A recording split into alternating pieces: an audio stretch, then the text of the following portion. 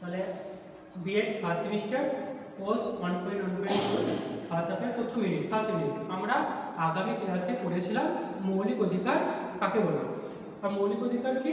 যে অধিকারগুলি নাগরিকদের ব্যক্তিত্ব বিকাশের জন্য একান্ত প্রয়োজনীয় এবং অপরিহার্য, যেগুলি সংবিধান কর্তৃক স্বীকৃত এবং সেগুলিকে আমরা মৌলিক অধিকার বলছি। তাহলে আমরা সংবিধান প্রবর্তনের পরে মৌলিক অধিকার ছিল 7 প্রকার, বর্তমানে মৌলিক অধিকার 6 প্রকার।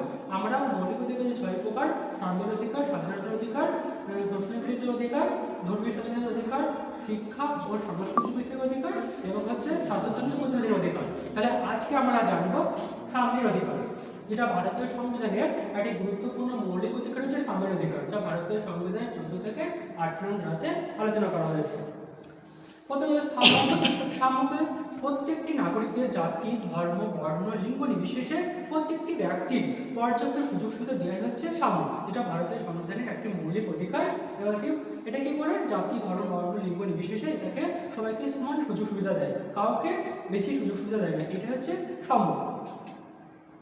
এই সাম্যের অধিকার ভারতীয় সংবিধানের 14 থেকে 18 নং ধারাতে আলোচনা হয়েছে। আমরা একে একে এই ধারাগুলিকে আলোচনা করব। তো প্রথম দেখি আর্টিকেল 14 ধারায় কি আছে? 14 নং ধারায় দুই ধরনের সাম্যের কথা বলা আছে। একটা হচ্ছে আইনের দৃষ্টিতে সাম্য এবং আইন কর্তৃক সমূহে সংগত অধিকার। তাহলে আইনের দৃষ্টিতে সাম্য কি? আইনের দৃষ্টিতে সাম্য হচ্ছে আইনের চোখে সবাই সমান, কাউকে বিশেষ সুযোগ সুবিধা দেওয়া হবে না। আর এই সাম্যের অধিকার আইনের দৃষ্টিতে সাম্য নীতিটি ভারত ব্রিটেন থেকে নিয়েছে। আর আরেকটা হচ্ছে আইনের সমান সংরক্ষণ। আইনের সমান সংরক্ষণ কি? প্রত্যেক ব্যক্তির অবস্থা বিচার বিশ্লেষণ করার পরে আইন প্রযোজ্য হবে। যেমন কি প্রত্যেকটি ব্যক্তি কি করে আমাদের ইনকাম করে, তাহলে কি সবাই ইনকাম করছে? সবাই কি ইনকাম ট্যাক্স দিচ্ছে? না, সবাই ইনকাম ট্যাক্স দিতে হয় না।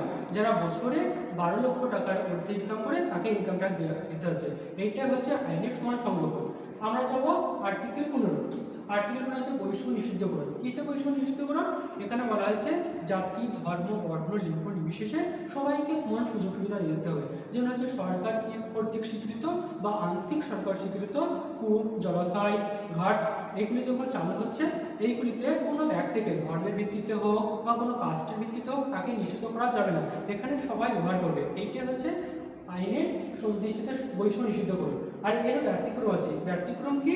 যখন সবাইকে সমান সুযোগ কথা বলছে, ব্যতিক্রম বলতে কি আর্টিকেল 15 নং ধারা অনুসারে কি করা হচ্ছে? শিশু নারীদের উন্নতির জন্য বিশেষ ব্যবস্থাপনার কথা বলা হয়েছে। আর একটা ব্যতিক্রম আছে কি 15 নং ধারা অনুসারে যারা সমাজে পিছিয়ে পড়া তপশিলি জাতি, উপজাতি, অনুসূচিতদের জন্য ভর্তির ক্ষেত্রে বিশেষ সংরক্ষণের কথা বলা হয়েছে। এবার আমরা যাবো আর্টিকেল 16 কি করা আছে? জাতি, ধর্ম, বর্ণ, লিঙ্গ নির্বিশেষে সকলের চাকরির ক্ষেত্রে সমান অধিকারের কথা বলা হয়েছে। এখানেও কিছু কিছু ব্যতিক্রম আছে।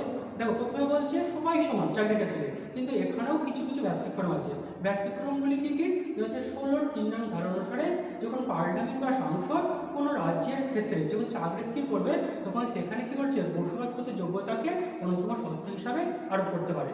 এবার আমরা যাবো আর্টিকেল 17। এখানে কি বলেছে? অস্পৃশ্যতা নিষিদ্ধকরণ। অস্পৃশ্যতা কি?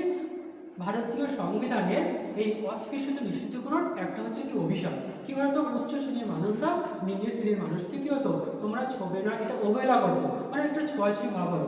এটা কি করা হলো? ভারতীয় সংবিধানে 1955 সালে অস্পৃশ্যতা বিরোধী একটি আইন প্রণয়ন করা হলো। এখানে কি বলা হলো? যে এই ছোঁয়াছুঁয়ি মানে উচ্চ শ্রেণীর মানুষ নিম্ন শ্রেণীর থেকে ছোবে না, বা এইটা একটা সম্প্রদায়ের মানুষ ব্যবহার করবে, এইটাকে বন্ধ করতে হবে। বন্ধ না করলে হয়তো জেল হতে পারে বা 5000 টাকা জরিমানা হতে হবে। এটা 1955 সালে অস্পৃশ্যতা আইন একটা ভারতীয় সংবিধানে প্রণয়ন করা হবে। তারপরে আমরা যাবো আর্টিকেল 18 উপাধি নিষিদ্ধকরণ। উপাধি কি?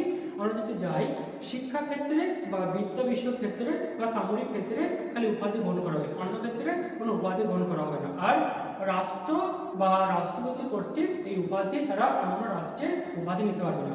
আমি যদি মনে করি আমি অন্য রাষ্ট্রের উপাধি নিতে পারবো না, সেখানে রাষ্ট্রপতির সিগনেচার লাগবে। এইটা ভারতীয় সংবিধানের যে 14 থেকে 18 ধারা আছে, এখানে এই 5টি কি সাম্যের কথা বলা হয়েছে। দেখো, তারপরে সাম্যের অধিকারগুলি কি? সাম্য বলতে কি বোঝায়? সাম্য বলতে জাতি, ধর্ম, বর্ণ, লিঙ্গ নির্বিশেষে সবাই সমান, কারোর প্রতি কোনো বৈষম্য করা যাবে না এবং সবাইকে সমান সুযোগ সুবিধা দিতে হবে। এটা সাম্যের অধিকার। দেখো, গুরুত্ব কি? সাম্য যদি কোনো শ্রেণীকে বিশেষ গুরুত্ব দেওয়া হয় তাহলে কি হচ্ছে? তাহলে খারাপ দেখাবে। তাই সাম্যকে গণতন্ত্রকে শক্তিশালী করছে। কি শক্তিশালী?